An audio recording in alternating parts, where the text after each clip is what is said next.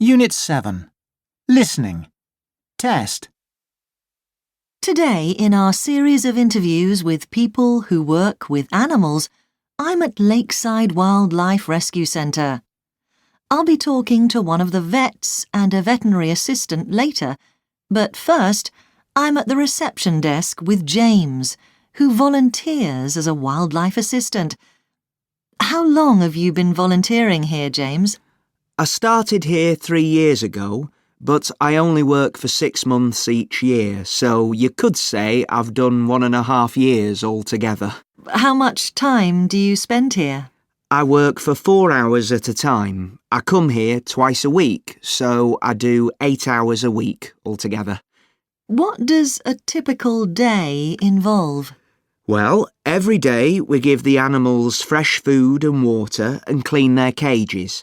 Some days people bring in sick or injured animals, and then we have to write down everything about the animal, like their size and weight and where they were found. Some days we need to help the vets, but the best days are when we're able to let an animal go back into the wild. That's the best part of the job. You mentioned that you only work here for part of each year. Why is that? I only work in the spring and summer months because that's when the centre is busiest. At that time, we get all kinds of baby animals, like mice, rabbits and foxes. But baby birds are the most common.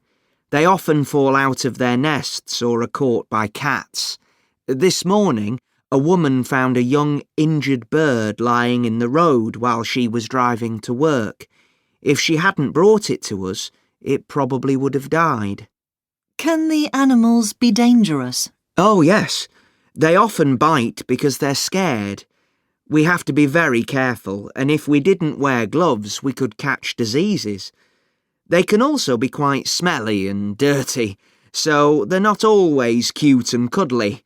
In fact, we're not allowed to touch them more than necessary because, if they get used to us, they won't be able to go back to the wild. Are there parts of your job that you really don't like?